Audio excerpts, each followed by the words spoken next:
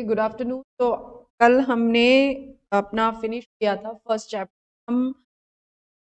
मैंने आपको बोला कि पार्ट ए मैंने अपने सिलेबस को कंपनी लॉ के सिलेबस, इंटर के कंपनी लॉ के सिलेबस 16 चैप्टर्स में बांटा है, जिसमें पार्ट ए में हमारे 5 चैप्टर्स कवर होते हैं, जिसमें से नंबर 1 चैप्टर जो इंट्रोडक्शन है वो कल हमने क्या कैरेक्टरिस्टिक्स कॉर्पोरेट वेल लिफ्टिंग की बात की। ठीक है, आज हम इन 5 चैप्टर्स में से सेकंड चैप्टर, जो सेकंड नंबर का हमारा चैप्टर है, वो हम शुरू करने वाले हैं, and that is types of companies, है ना। शुरू करने वाले हैं टाइप्स ऑफ कंपनीज। ओके, तो जब हम टाइप्स ऑफ कंपनीज शुरू करेंगे तो यहाँ पर हम क्या पढ़ने वाले हैं कि कितने तरीके की कंपनीज हमारे सामने होती हैं, और ये हमारे जो 16 चैप्टर्स हैं उसमें से पार्ट ए का सेकंड चैप्टर है, which is all very important chapter. तो जब भी मैं टाइप ऑफ कंपनीज की बात करूंगी, मेरे सामने 2 तरीके की कंपनीज होती है, राइट। ब्रॉडर कैटेगरी में 2 तरीके की कंपनीज होती हैं। एक होती है प्राइवेट कंपनी और एक होती है public company, right. Broader categories में जब बात करूंगी तो या तो होगी पब्लिक कंपनी या होगी प्राइवेट कंपनी। तो देखिए, प्राइवेट कंपनी है वो जो डिफाइन है 2 सबसेक्शन 68, यानी कंपनीज एक्ट 2013 रहे हैं, और कंपनीज एक्ट 2013 के 2 सबसेक्शन 68 में प्राइवेट कंपनी को डिफाइन किया गया, और 2 सबसेक्शन 71 में पब्लिक कंपनी। और एक मजे की बात कि कंपनीज एक्ट में प्राइवेट कंपनी को ही डिफाइन किया गया है, पब्लिक कंपनी को तो डिफाइन ही नहीं किया गया। इसका मतलब क्या? इसका मतलब ये कि जब भी कंपनीज एक्ट पब्लिक कंपनी की बात करेगा, कंपनीज एक्ट में ये कहा जाएगा a company which is not a private company but is a public company, यानी जो कंपनी प्राइवेट कंपनी नहीं है, पब्लिक कंपनी है। यानी हमें पढ़ना क्या है, समझना क्या है, हमें पहले प्राइवेट कंपनी को समझना है, क्योंकि अगर कोई कंपनी प्राइवेट कंपनी को पूरा नहीं करेगी तो ऑटोमेटिकली वो पब्लिक कंपनी। ठीक है, तो अब हम पढ़ना स्टार्ट करते हैं प्राइवेट कंपनी को। और जो आप सेक्शन वाली टेबल में, जो हमने एक टेबल बनाई, मैंने आपसे बात की थी कि हम सेक्शंस को लर्न करेंगे, उसमें आप एक टेबल बना लीजिए, और 2 कॉलम की टेबल, एक कॉलम पे लिख लीजिए सेक्शन और दूसरे कॉलम पे लिख दीजिए पर्टिकुलर्स। और पहला सेक्शन इसमें लिख दीजिए 2 सेक्शन 8 का है प्राइवेट कंपनी का, और लिख दीजिए 2 सबसेक्शन 71 का है पब्लिक कंपनी। में हम भी क्या वाले हैं, इन्हीं 2 सेक्शंस को हम कवर करने वाले हैं, प्राइवेट कंपनी को और पब्लिक कंपनी। चलिए, अब जब मैं प्राइवेट कंपनी को डिफाइन करने की बात करती हूं, तो प्राइवेट कंपनी, किसी भी कंपनी को प्राइवेट कंपनी कहलाने के लिए 3 कंडीशंस को पूरा करना। कितनी कंडीशन? 3 कंडीशंस को पूरा करना। पहली कंडीशन, किसी भी कंपनी की प्राइवेट कंपनी कहलाने के लिए उसकी मिनिमम पेड अप कैपिटल क्या हो, minimum paid up share capital क्या हो। देखिए, सबसे पहली बात तो ये कर ले कि होता क्या है पेड अप शेयर कैपिटल। ठीक है, होता क्या है पेड अप शेयर कैपिटल? तो देखिए, सबसे पहले होती है ऑथराइज्ड कैपिटल, राइट। यानी ऑथराइज्ड कैपिटल का मतलब वो कैपिटल जिससे कंपनी इनकॉर्पोरेट होती। अब जब ऑथराइज्ड कैपिटल होती है, उस ऑथराइज्ड कैपिटल मतलब मैक्सिमम इतनी शेयर्स कंपनी इशू कर सकती है। उस ऑथराइज्ड कैपिटल में से जितने कैपिटल इशू की गई, that is called issued capital. उस इशूड कैपिटल का वो हिस्सा जो पब्लिक ने खरीद लिया, that is called subscribed capital. और उस सब्सक्राइब्ड खरीदी हुई कैपिटल में से जो पैसा मांग लिया गया, कॉल्ड अप कैपिटल।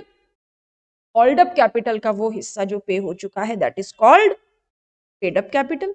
ये पेड अप कैपिटल मतलब issued and called up capital का वो पार्ट जो पब्लिक ने पे कर दिया है, या मेंबर्स ने पे कर दिया है, या शेयर होल्डर्स ने पे कर दिया है, that is paid up capital.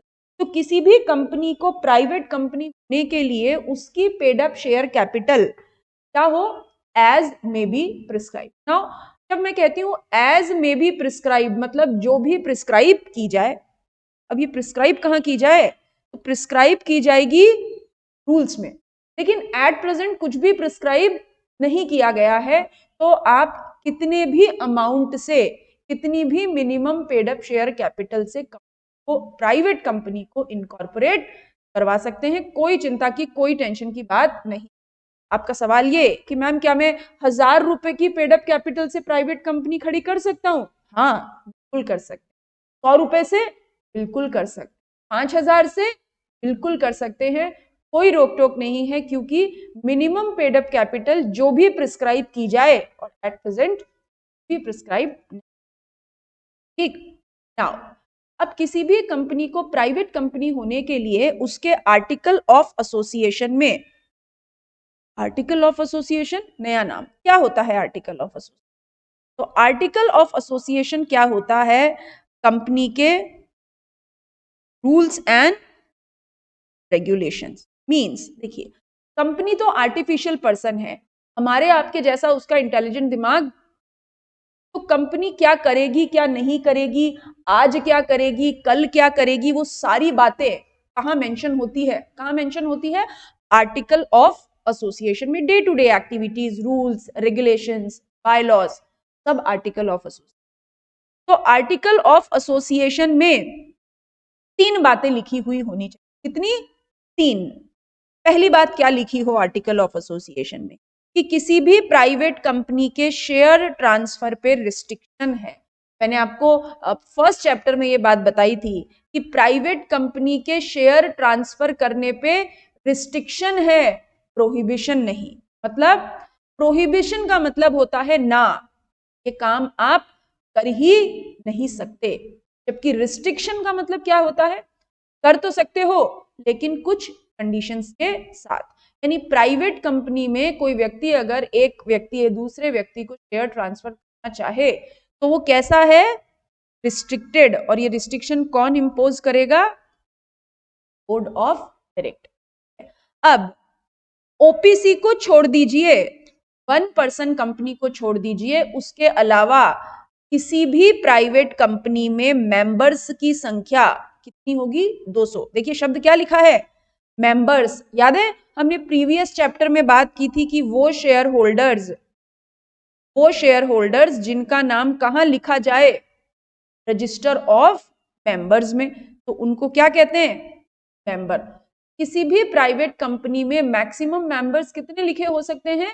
200। और एक खास बात, इन मेंबर्स में एम्प्लॉइज शामिल नहीं होंगे, मतलब कोई पास्ट एम्प्लॉई है या कोई प्रेजेंट एम्प्लॉई है, तो ये 200 की गिनती किसको एक्सक्लूड करती है? कंपनी के एम्प्लॉइज को। और कैसे एम्प्लॉइज? चाहे पास्ट हो या फिर प्रेजेंट हो, चाहे नए हो पुराने हो, ठीक है, पास्ट हो या प्रेजेंट हो, एम्प्लॉइज को शामिल नहीं करती। मान लीजिए अगर प्राइवेट कंपनी में 2 जॉइंट मेंबर है, मतलब राम और श्याम ने मिलके एक साथ शेयर खरीदे हैं, they are joint share holders, they are joint members, लेकिन 200 की गिनती के लिए उन्हें एक ही काउंट किया जाएगा। जॉइंट मेंबर्स को एक ही काउंट किया जाता है for the counting purpose. Now ये रही 2 कंडीशंस की बात, यानी शेयर ट्रांसफर के ऊपर रिस्ट्रिक्शन है और ओपीसी के अलावा मैक्सिमम नंबर ऑफ मेंबर्स कितने? 200। नाउ अगर इसी समय पे मैं बात करूं, भाई मैक्सिमम नंबर ऑफ मेंबर्स तो 200 हैं, but what about minimum number of members? ज्यादा से ज्यादा तो 200 होंगे, लेकिन कम से कम कितने होंगे? तो minimum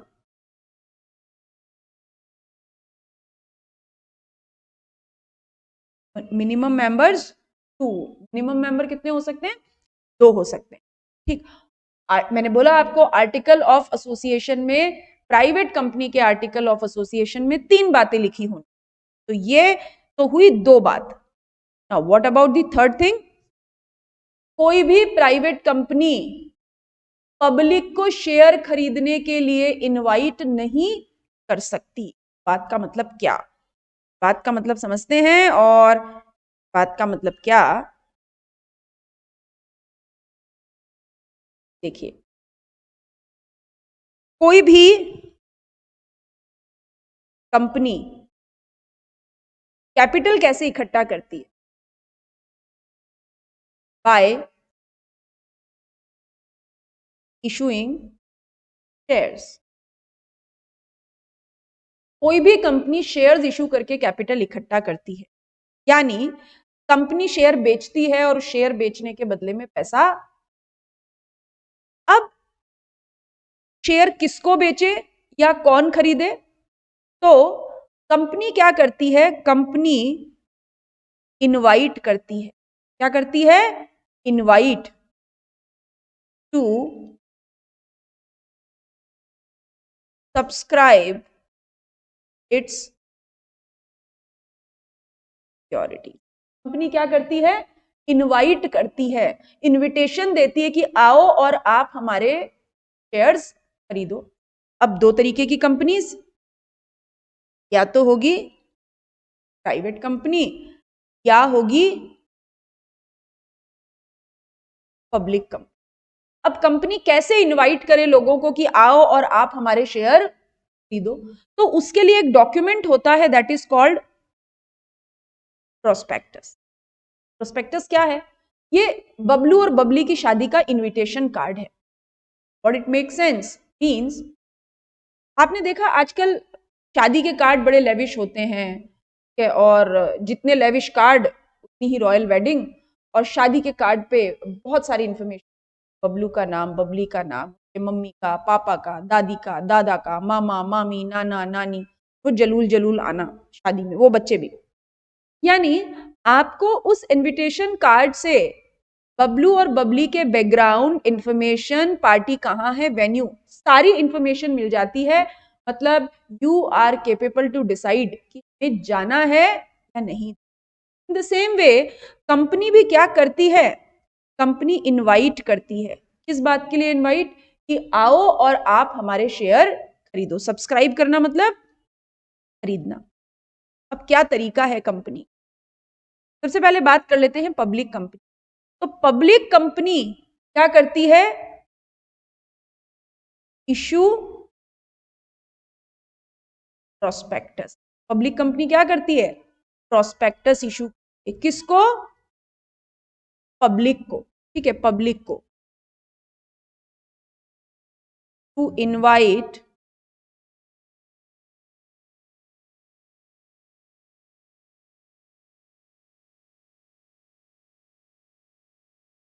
for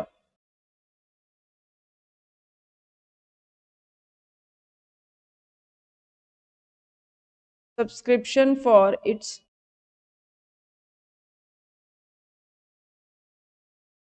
public company prospectus issue करके पब्लिक को शेयर खरीदने के लिए इनवाइट करती है। और ये जो प्रोस्पेक्टस है ना, ये सामूहिक विवाह सम्मेलन का इनविटेशन कार्ड है। इसका मतलब कोई भी प्रोस्पेक्टस पढ़ के, प्रोस्पेक्टस में कंपनी के बारे में एनफ इंफॉर्मेशन होगी। एनफ इंफॉर्मेशन होगी मतलब कंपनी का management, capital structure, finance, risk policies, each and everything इस प्रोस्पेक्टस में होगा।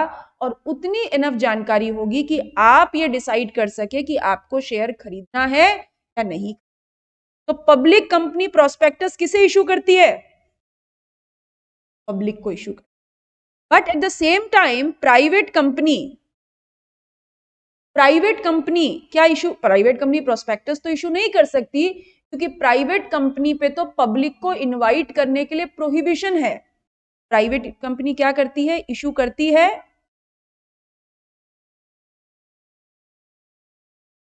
Private placement offer. अब ये प्राइवेट प्लेसमेंट ऑफर लेटर क्या है? कि विकी कौशल और कटरीना कैफ की शादी का इनविटेशन कार्ड है। क्या हर कोई जा सकता है? जिसको बुलाया है बस वही। तो ये जो प्राइवेट प्लेसमेंट ऑफर लेटर है, ये किसको दिया जाता है? To selected group of. क्यों दिया जाता है? Purpose is same,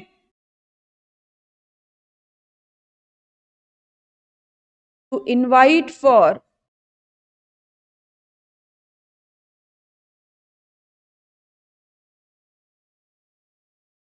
description of it's,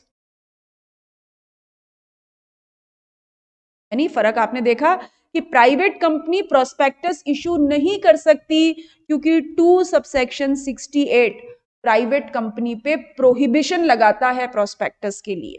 ठीक है, ये आप नोट कर लीजिए,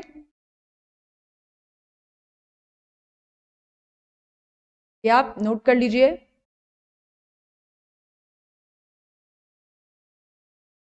डन, आगे बढ़ेंगे और यस, तो प्राइवेट कंपनी के केस में देखिए क्या लिखा है, prohibits any invitation to the public subscribe for its securities. Public को इनवाइट करने पे प्रोहिबिशन है, यानी प्रोस्पेक्टस इशू करने पे प्रोहिबिशन नहीं कर सकती। ये 3 बातें, tick the right to transfer it shares, maximum member 200 और प्रोस्पेक्टस पे प्रोहिबिशन, ये बात एओए में चाहिए। नाउ तीसरी बात, किसी भी प्राइवेट कंपनी के नाम के आगे क्या हो, प्राइवेट लिमिटेड, यानी प्राइवेट कंपनी का सरनेम क्या हो, प्राइवेट लिमिटेड। अगर ये सारी बातें पूरी हुई तो वो कंपनी प्राइवेट कंपनी आएगी। और प्राइवेट कंपनी अगर मतलब इनमें से कोई भी बात पूरी नहीं हुई तो फिर वो कंपनी प्राइवेट कंपनी ही कहला सकती, कंपनी के ऊपर इंफ्रिंजमेंट का प्रोविजन एप्लीकेबल हो जाएगा, मतलब 2 सबसेक्शन 8 की नॉन कंप्लायंस के रिपरकेशंस स्टार्ट हो जाएंगे। क्या वो हम पढ़ेंगे आगे कल की क्लास में कि क्या होते हैं। अब हम बात कर लेते हैं पब्लिक कंपनी की। बहुत आसान, बहुत आसान मीन्स देखिए इट्स वेरी सिंपल, जो कंपनी प्राइवेट कंपनी ना हो वो पब्लिक कंपनी है। देखो 2 सबसेक्शन 71 कितना भोला, कितना सीधी बात करता है भाई, जो कंपनी प्राइवेट कंपनी ना हो वो पब्लिक कंपनी है, बहुत अच्छी बात है। और पब्लिक कंपनी की minimum paid up share capital भी प्राइवेट जैसे, मतलब जितना प्रिस्क्राइब किया जाए उतनी, एट प्रेजेंट तो कुछ भी प्रिस्क्राइब नहीं है, जितनी अमाउंट पेड अप कैपिटल से चाहे कंपनी इनकॉर्पोरेट सकते हैं, कोई रोक टोक नहीं है, निश्चित। अब अगली इंपॉर्टेंट बात, एक कंपनी है,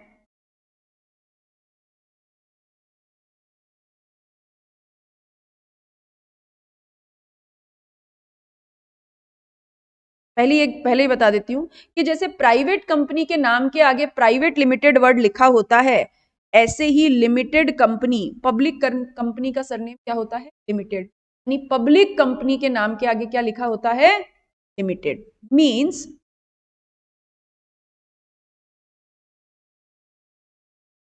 पब्लिक कंपनी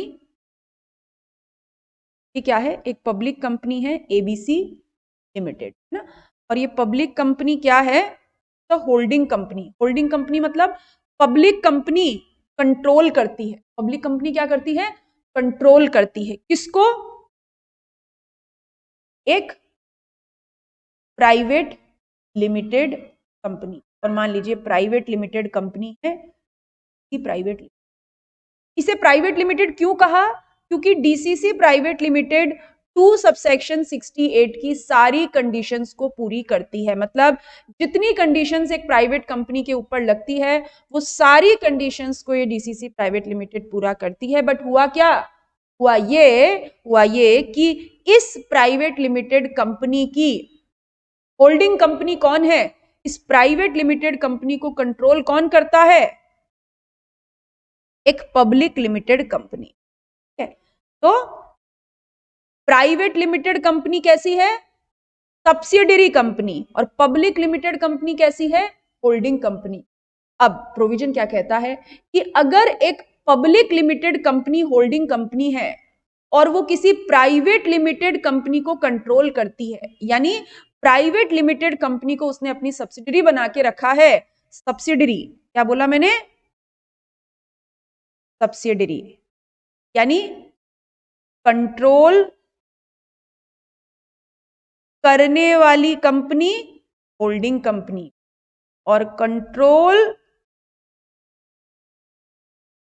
होने वाली कंपनी सब्सिडियरी कंपनी। तो अगर प्राइवेट कंपनी अगर एक पब्लिक कंपनी की सब्सिडियरी कंपनी है तो इस प्राइवेट कंपनी को भी हम क्या मानेंगे?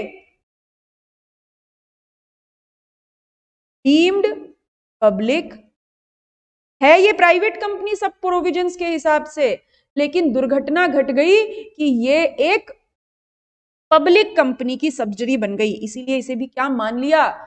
Deemed public company. और एक पब्लिक कंपनी के सारे provisions, rules, regulation, conditions applicable होगी। देखिए क्या लिखा है, वर्ड टू वर्ड पढ़ लेते हैं। Provided subsidiary of a public company, किसी पब्लिक कंपनी की subsidiary shall be deemed to be a public company, public company मानी जाएगी, even where such company continues to be a private company. मतलब भले ही वो सारी प्राइवेट कंपनी की शर्तें पूरी करती हो, लेकिन अगर पब्लिक कंपनी की है वो डीम्ड पब्लिक कंपनी मानी जाएगी। क्या मानी जाएगी? Deemed public company. यानी पब्लिक कंपनी के जो ऑब्लिगेशंस होते हैं, जो प्रोविजंस पूरे करने होते हैं, वो इस करने पड़ेंगे। द नेम, ये तो हमने पढ़ लिया। ओपीसी को छोड़ दीजिए, किसी भी पब्लिक कंपनी के मिनिमम मेंबर कितने होते हैं? 7, कम से कम 7, और मैक्सिमम मेंबर